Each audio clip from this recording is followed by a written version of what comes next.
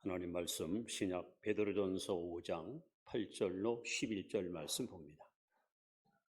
신약 성경 382페이지입니다. 베드로전서 5장 8절로 11절 교독합니다. 근신하라 깨어라 너희 대적 마귀가 어느 사자같이 두루다니며 삼킬 자를 찾나니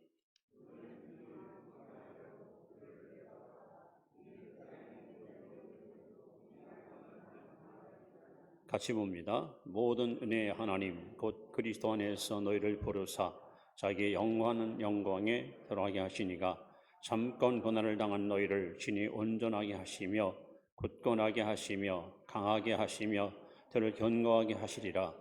권능이 세세 무궁하도록 그에게 있을지어다. 아멘. 마주 보시면서 바라만 봐도 은혜가 됩니다. 인사합니다. 늘 믿음으로 승리하시 바랍니다. 금세기 최대의 전도자인 빌리 그리암 목사님이 쓴 사탄론이라는 책이 있습니다. 거기 보면은 사탄이 성도들을 무너뜨리는 네 가지 방법을 묘사하고 있는데, 첫째는 교회 출석은 필요에 따라서 하라. 너 아니어도 예배에 올 사람 많다. 그러니까는 필요 없으면 안 가도 된다, 그런 얘기죠.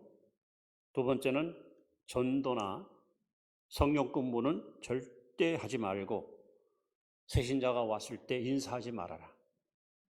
그 사람 다시 올 수 있으니까 아예 싹을 잘라라 하는 얘기죠. 세 번째는 목회자나 성도들의 선행에 대해서 절대 칭찬하지 마라.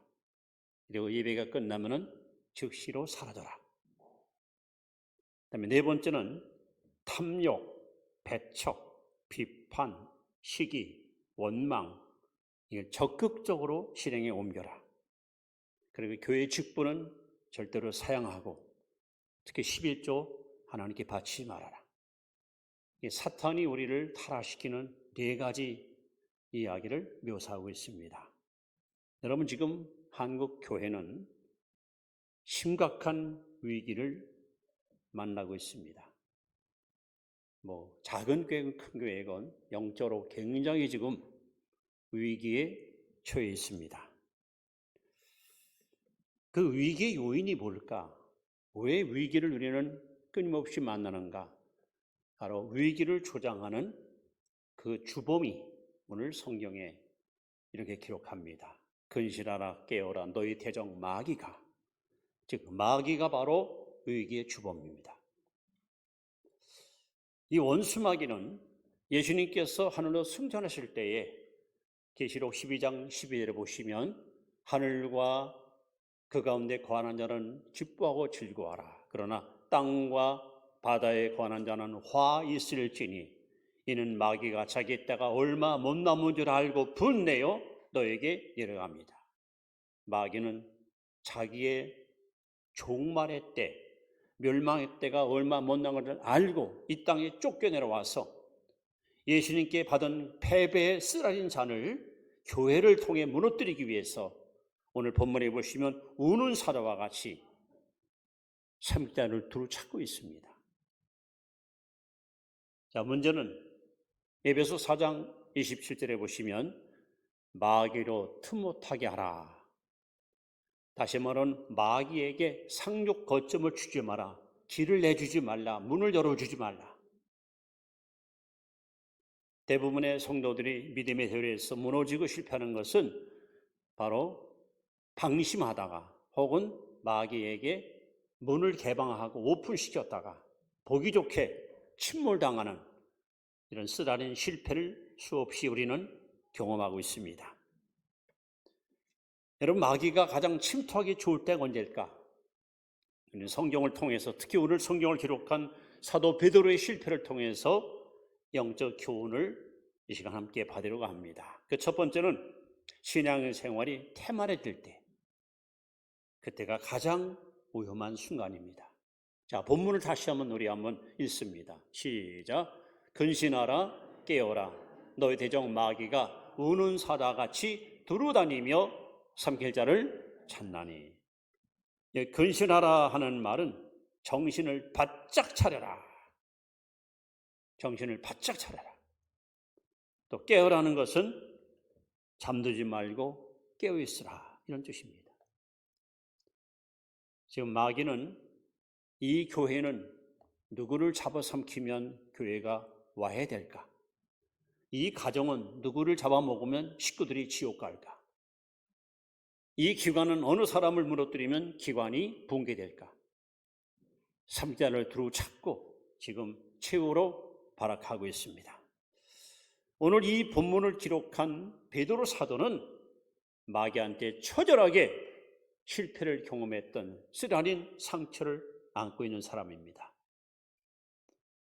여러분, 최후의 만찬 자리에서 예수님과 제자들이 마지막 만찬을 즐기는 가운데 갑자기 예수님의 안색이 바뀌면서 슬픈 어조로 말씀합니다. 오늘 밤 너희들이 다 나를 버리리라. 특히 베드로에게 누가복음 22장 31절에 보시면 시몬아, 사탄이 너를 밀가루도 까불 것이다. 사탄이 너를 반드시 무너뜨릴 것이다. 그러므로 정신을 차리라고 예수님이 얼마나 베드로에게 권면을 하셨습니다. 그리고 이제 유다는 도망갔고 11 제자와 함께 늘 하던 대로 습관대로 기도하러 겟세마네 동산으로 주님이 가셨습니다. 8 제자들을 따로 떼어놓고 베드로, 야고보, 요한 세 제자를 데리고 더 깊은 산 쪽으로 돌아갑니다. 그리고 특히 베드로에게 시몬아, 나와 함께 깨어있어 기도하자 하고 신신당부하시고 돌 던질 만큼 가까운 데 가서 예수님 엎드려 1시간 동안 간절하게 하나님께 기도합니다. 기도한 후에 일어나셔서 와보니 베드로가 잠이 들어 있습니다. 시몬아, 시몬아, 어찌해서 잠들어 있느냐? 시험에 들게 깨어 기도하라. 베드로 깨워놓으시고 다시 기도의 자리로 돌아가셔서 1시간 또 기도하십니다. 피와 땀을 쏟아가며 기도하십니다. 누가복음 20장 44절에 예수께서 힘쓰고 해서 간절히 기도하시니 땀에 땅을 떠는 핏방울 같더라. 그리고 와서 와보니까 또 자고 있어요. 시몬아, 어찌해서 사느냐? 마음은 원이로되 육신이 약하도다. 시험에 들지가 깨어 기도하라. 그리고 나서 또 기도를 하셨습니다. 3번째 와보니까 여전히 잠을 자고 있습니다. 바로 그 베드로는 그 시간 그 잠자고 있다가 태만한 가운데 빠져 있다가 결국 예수님을 3번씩이나 부인하고 저주하고 도망가는 비겁한 실패 제자가 되고 말았습니다. 여러분, 오늘 우리가 신앙생활에 열심히 불이 꺼지고 예배를 소홀히 드리고 기도를 정한히 하고 말씀을 멀리하고 경건한 생활을 우리가 열심을 품지 않을 때 사탄은 그 틈새를 비집고 들어와서 어쩌든지 여러분을 무너뜨리기 위해서 백방으로 역사한다는 사실을 우리는 기억해야 됩니다.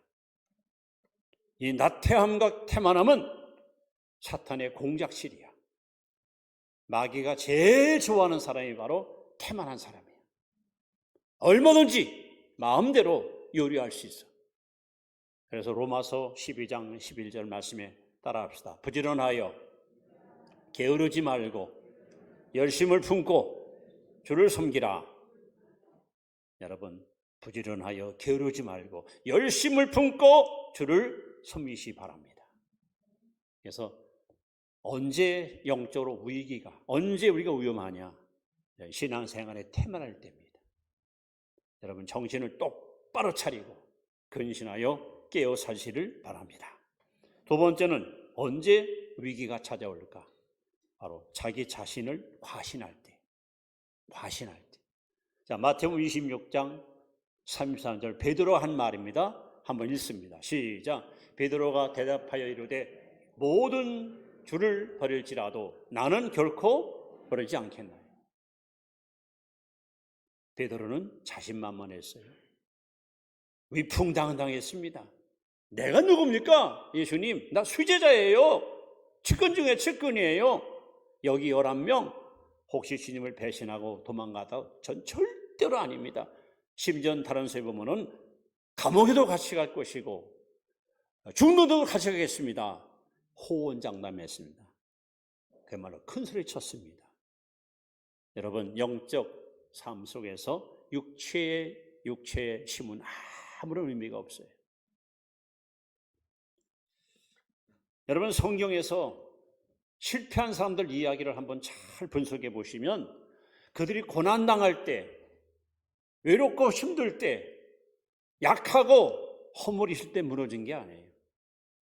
거의 성공했을 때, 정상에 올라갔을 때, 남이 바친 은혜를 흡족히 받았을 때, 영적으로다가 충만한 은총을 덧입었을 때, 주로 이때 사람들이 무너집니다.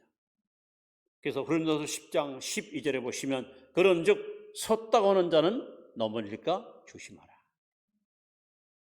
섰다고 하는 자는 넘어질까 조심하라.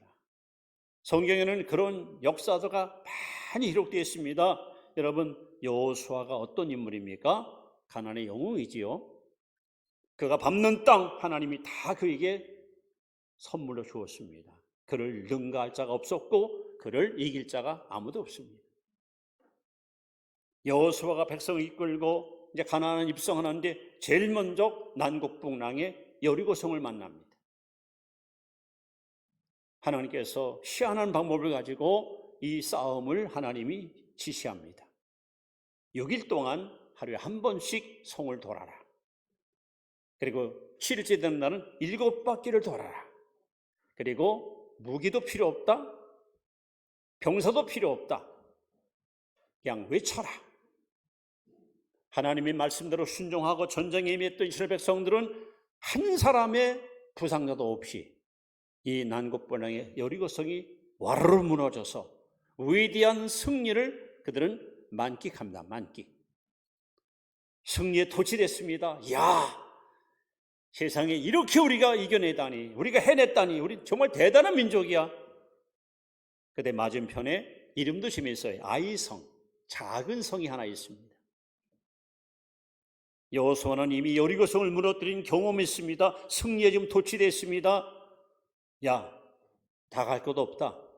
병사 중에서 한 3,000명만 데려가서 저 작은 성을 가서 함락시켜라. 아주 깔봤어요. 없어요겠습니다. 그리고 아이성 싸움에서 결국 이스라엘 백성들은 대패를 합니다. 대패. 왜 그랬을까요? 이 자만심 때문에. 자만심. 우리가 누구냐 말이야. 우리는 패배한 적이 없어. 우리는 항상 이겨. 우리는 자신 있어. 여러분, 신앙생활에서 이 자만이 얼마나 무서운지 아십니까?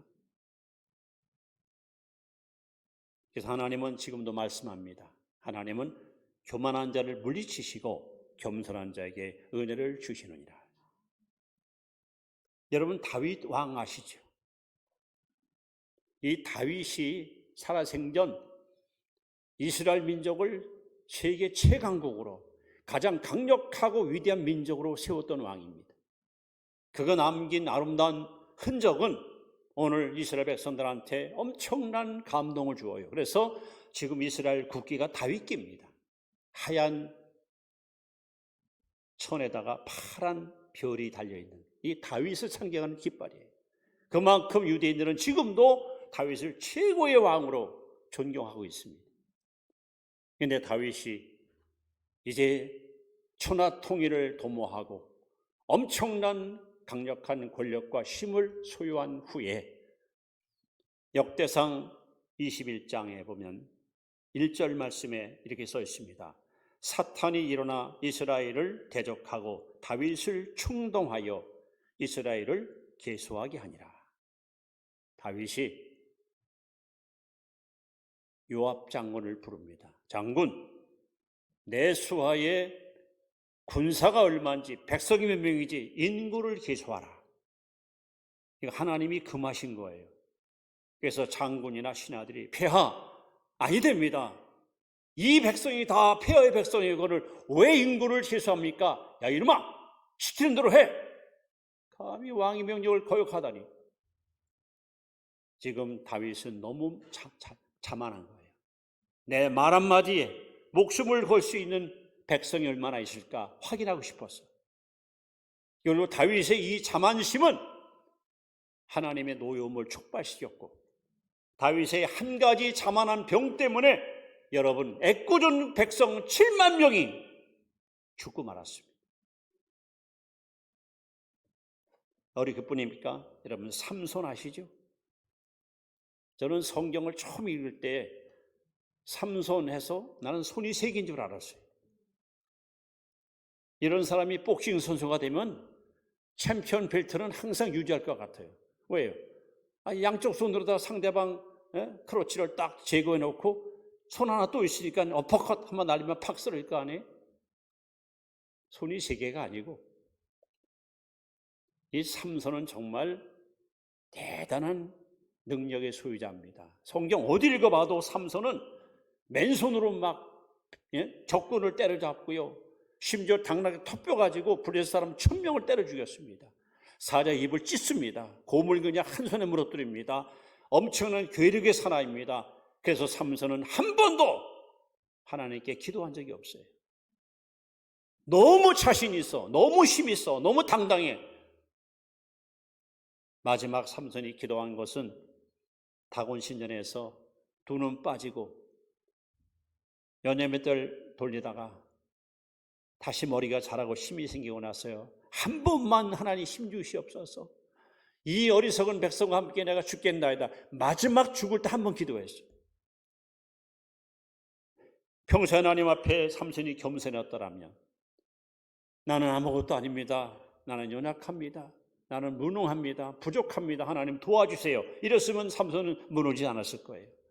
너무 자신 있고 너무 당당하니까 하나님을 의지하지 않아요. 하나님 신뢰하지 않아요. 오늘 베드로 보십시오. 다 주를 버릴지라도, 다 주님을 배신하고 도망갈지라도 나는 선생님과 함께 어디든 가겠습니다. 제가 누굽니까? 이런 자만심이 화를 불렀습니다. 그래서 잠언 3장 5절 6절에 보시면, 너는 마음을 다하여 여호와를 신뢰하고 내 명철을 의지하지 말라. 너는 범사의 그를 인정하라. 그러면 내 길을 지도하시리라. 여러분 하나님만 신뢰하십시오. 우리 찬송가 가사에 있잖아요. 이 세상 험하고 나비록 약하나 늘 기도 힘쓰면 큰 권능 받겠네.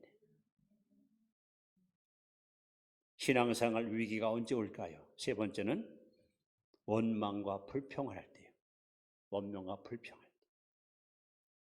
자, 고린도서 10장 10절 말씀 보십시오. 자, 읽습니다. 시작. 그들 가운데 어떤 사람들이 원망하다가 멸망시키는 자에게 멸망하였나니 너희는 그들과 같이 원망하지 말라.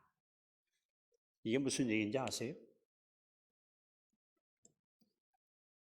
애굽에서 해방받은 이스라엘 백성들이 만 2년이 되는 날 바란강과 가데스, 이 가데스에서 모세가 12지파 중에서 가장 믿음 좋고 용기 있고 리더십이 있고 유능한 사람을 한 명씩 뽑아요. 정탐꾼을 뽑습니다. 40일 동안 가나안을 탐지하고 돌아와서 우리 하나님이 조상들에게 약속했던 가나안 땅이 과연 젖과 끓이는 아름다운 땅이지, 그래서 확인해보고 와서 보고해달라는 것이죠. 그리고 백성들은 학수고대하며 그들이 무사히 귀환하기를 기다리고 있습니다. 드디어 40일 만에 12정탐꾼이 돌아왔습니다. 처음에는 보고 내용이 같았습니다. 여러분, 가나안 땅은 젖과 꿀이는 아름다운 땅입니다. 한 정탐꾼은 어깨 메고 온 아름드리 포도송이를 벅쩍 쳐들고, 이건 예수께 굴짝 따온 포도송이인데 골짝골짝마다 과일이 풍부합니다. 백성들은 서로 끌어안고 꺼이꺼이 울면서 막 환호합니다. 야, 됐다. 모두가 다 흥분의 도가니에 빠졌을 때 갑자기 찬물을 끼얹는 한 마디 소리가 관중의 마음속에 마치 화살처럼 박힙니다. But BUT. 그러나 이 한마디. 그러나 가나안 땅에는 아낙 자손이 살고 있습니다. 성읍은 견고합니다. 무기가 있습니다. 막강한 힘이 있습니다. 우리는 그들 앞에 메뚜기만도 못합니다 하는 이 말 한마디에 백성들이 간담이 손으로 쥐고 밤새도록 하나님께 원망을 퍼붓는 거예요. 그리고 그들 입으로 이렇게 외칩니다. 차라리 이 광야에서 죽으면 좋겠다. 여기서 그냥 되지면 좋겠다. 자, 하나님이 어떻게 말씀할까요? 제가 성경 읽어드릴게요. 민수기 14장 27절부터 읽어봅니다. 들어보세요. 나를 원망하는 이 악한 회중에게 내가 어느 때까지 참으랴? 이스라엘 자손이 나를 향하여 원망하는 그 원망하는 말을 내가 들었노라. 그들에게 이르기를 여호와의 말씀에 내 삶을 두고 맹세하노라. 너희 말이 내 귀에 들린 대로 내가 너희에게 행하리라. 너희 말이 뭐예요? 차라리 광야에서 죽으면 좋겠다. 하나님이 들었어요. 그래? 여기서 죽고 싶다고? 자, 들어보세요. 너희 시체가 이 광야에서 엎드릴 것이라. 너희 중에서 20세 이상으로서 계수된 자 곧 나를 원망한 자 전부가 여분네 아들 갈렙과 눈의 아들 여호수아 외에는 내게 맹세하여 너에게 살게 하려 한 땅에 결단코 들어가지 못하리라. 약속의 땅을 눈앞에 두고 원망하다가 불평하다가 그들은 광야에서 모두 멸망당하고 말았습니다. 하나님이 이스라엘 백성들을 애굽에서 해방을 시킨 이유는 가나안 땅을 기업으로 주려고, 하나님이 저 여러분들을 지어서 구원하신 이유는 거룩한 하늘나라를 우리에게 선물로 주시려고. 그런데 이스라엘 백성들은 이 원망과 불평하다가 눈앞에 약속의 땅을 두고도 못 들어갔어요. 약 300만 가운데 여호수아 갈렙 두 사람만 들어갔어. 그래서 하나님은 오늘도 우리에게 말씀합니다. 범사에 감사하라. 이는 그리스도 예수 안에서 너를 향하신 하나님의 뜻이니라. 이 감사란 말은 하나님 명령문이에요. 하고 싶어서 하고 안 하고 싶어 안 하고 우리가 결정할 게 아니에요. 하나님 명령이에요. 여러분 범사에 감사하십시오. 왜 그럴까요? 감사하지 않고 불평하면, 감사를 잃어버리고 원망하면 누가? 마귀가 제일 좋아합니다. 마치 음식이 부패하면 구더기 꼬이는 것처럼 입술에서 감사가 떠나고 불평과 원망이 터져나오면 떠나갔던 마귀들이 여러분 떼걸쳐 몰려옵니다. 왜 여러분 어리석게도 마귀에게 자꾸만 창문을 열어놓고 들어오라고 여러분 사인을 주십니까? 신앙생활의 위기는 바로 마음의 감사를 잃어버리고 원망과 불평이 나를 지배할 때, 그때가 굉장히 위험한 때입니다. 여러분 함부로 여러분 입을 벌려서 하나님이나 다른 사람을 원망하는 말 하지 마십시오. 우리는 오직 범사에 감사하고 살 뿐입니다. 마지막 네 번째로 신앙 위기는 언제 올까? 마음의 욕심을 품을 때. 야고보서 1장 14절로 15절 말씀 봅니다. 오직 각 사람이 시험을 받는 것은 자기 욕심에 이끌려 미혹됨이니. 같이 봅니다. 욕심이 잉태한 즉 죄를 낳고 죄가 장성한 즉 사망을 낳느니라. 이 욕심이라는 단어는 골로새 3장 5절에 보시면 탐심은 우상 숭배니라. 이 사람의 마음속에 욕심을 품으면요, 이 우상이 돼버려요. 다른 건 아무것도 안 보여. 그것만 찾아, 그것만 붙잡고 싶어, 그것만 갖고 싶어. 이런 사람에게는 윤리도 필요 없어요. 도덕도 필요 없어요. 부모도 형제도 필요 없어요. 돈의 욕심을 가진 사람은요, 돈밖에 아무것도 안 보여요. 의리도 필요 없어요. 근데 이 욕심이라는 이 괴물은 참 역사가 깊습니다. 이미 그것은 인류가 이 땅에 창조된 날 최초로 일어났던 가장 불행한 사건이 욕심 때문이었습니다. 하나님께서는 아담을 향하여 너는 내가 지은 피조물이고 나는 너를 창조한 창조자다. 너와 나에게는 넘어서는 안 될 선이 있다. 금기가 있다. 동산에 있는 모든 열매는 내가 임의로 먹되 선악과 먹지 마라. 먹으면 정령 죽으리라. 하나님께서 행위 언약을 아담에게 선포했습니다. 그렇다면 아담은 피조물로서 하나님 말씀을 순종했어야 됩니다. 그런데 사탄이 와서 하와를 꼬드깁니다. 결정적으로 그를 무너뜨렸던 단어가 뭡니까? 먹는 날에는 하나님과 같아지리라. 아미 감히 흙으로 짓받은 인간이 어찌 하나님과 같아질 수 있습니까? 인간의 불필요한 욕심이, 욕망이 결국 화를 불렀습니다. 그 이후 수많은 사람들이 성경에 보면 욕심 때문에 무너졌어요. 개인도, 가정도, 심지어 국가도. 여러분, 지금 여러분 전 세계가 우크라이나 전쟁 때문에 얼마나 지금 어려움을 겪고 있습니까? 푸틴이라는 한 미치광이 전쟁 광분자가 남의 나라를 갖다 뺏으려고 무력으로 병사를 보내서 지금 수십만 명이 지금 죽고 있고, 끊임없이 지금도 수많은 사람들이 한순간에 생명을 잃고 건강을 뺏기고 행복을 뺏기고.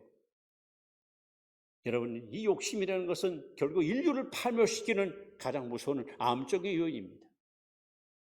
하나님 말씀합니다. 각 사람이 시험에 드는 것은 자기 욕심에 끌려 미혹됨이라. 미혹이라는 말이 낚시바늘에 걸린 미끼 이런 말이에요. 마귀라는 놈은 우리가 가는 앞에다가 이렇게 미끼를 던져놔요. 미끼. 육신의 정력, 안목의 정력, 이생의 자랑. 문제는 뭐냐? 내 안에 욕심을 품지 않으면 미끼 걸릴 필요가 없어. 욕심이 있으니까 미끼에 딱 걸리는 거예요. 아, 저거 잡아 먹어야지. 저거 내가 가져야지. 저거 내 소유 삼아야지.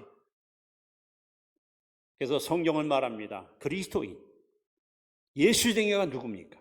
갈라디아서 5장 24절에 그리스도 예수의 사람은 그 육체와 함께 욕심을 십자가에 못 박았느니라. 여러분의 욕심을 십자가에 못 박아야 돼요. 내 자아가 죽어야 돼요. 바울의 말처럼 이제는 내가 사는 것이 아니요 오직 내 안에 예수께서 사는 것이라. 내 안에 예수가 살아야 돼요. 이 욕심이 바로 모든 화의 근원입니다.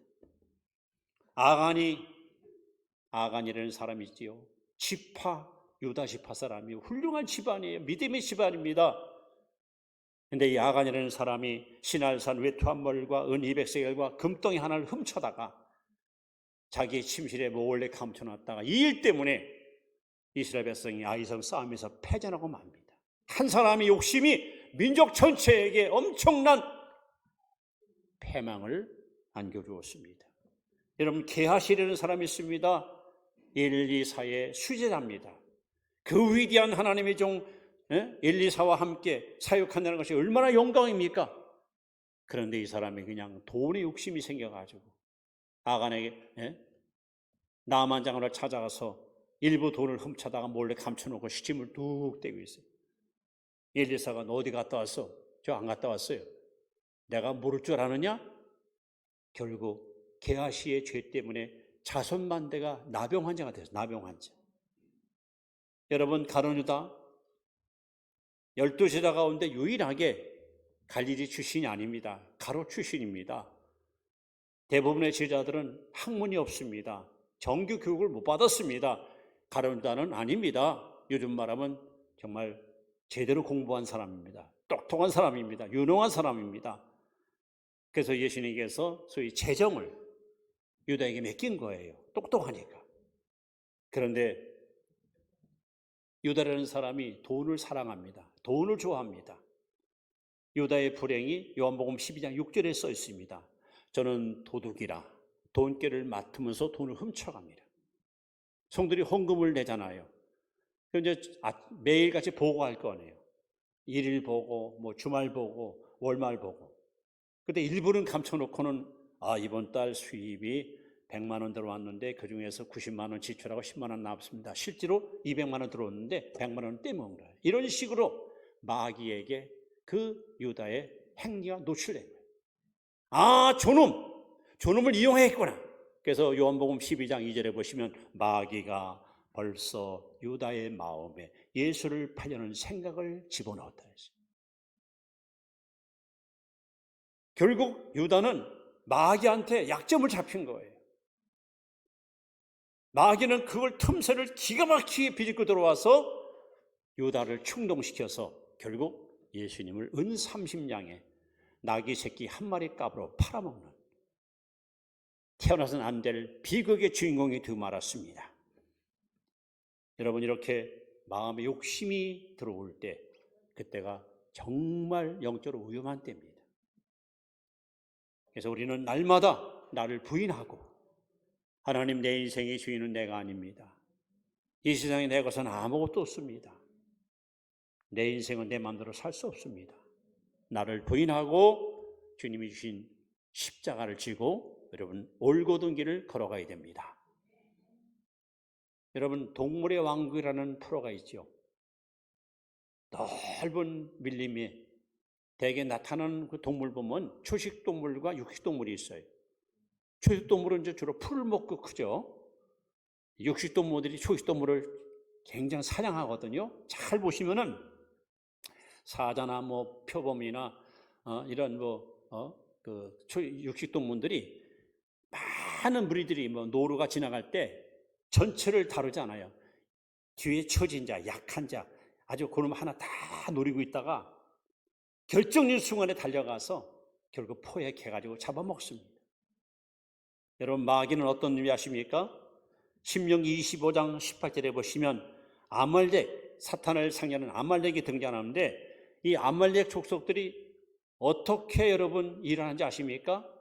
이스라엘 백성들이 광야를 갈 때에 여기 성경에 보니까 뒤에 처진 자, 피곤한 자, 약한 자, 이들을 집중적으로 공략합니다. 사탄은 지금도 똑같은 방법을 씁니다. 하나님께 나와 열심히 하나님을 섬기는 사람들보다 뒤에서 거드렁거리고 신앙의 불이 꺼져 있고 믿음 생활을 등한히 하고 마음도 약하고 신앙도 잘 흔들리는 이런 자들을 집중 공략해서 그들을 무너뜨립니다. 그래서 오늘 하나님은 결론적으로 이렇게 말씀합니다. 야고보 4장 7절 8절에 보시면 따라합시다. 마귀를 대적하라. 그가 나를 피할 것이요. 따라합시다. 하나님을 가까이 하라. 그러면 너희를 가까이 하시리라. 마귀를 어떻게 하라? 대적하라. 하나님을 가까이 하라. 마귀를 대적하라. 그러면 너를 피할 것이요. 하나님을 가까이 하라. 그러면 너희를 가까이 하시리라. 여러분, 하나님을 가까이 하십시오. 마귀를 대적하십시오. 그래서 우리는 매일매일 하나님이 공급하는 힘으로 여호와 니시의 깃발을 흔드는 승리의 주인공으로 살아갈 수 있기를 주의 이름으로 축원합니다. 축원합니다. 기도하겠습니다. 하나님, 신앙생활의 위기는 언제 옵니까? 태만해질 때, 과신할 때, 원망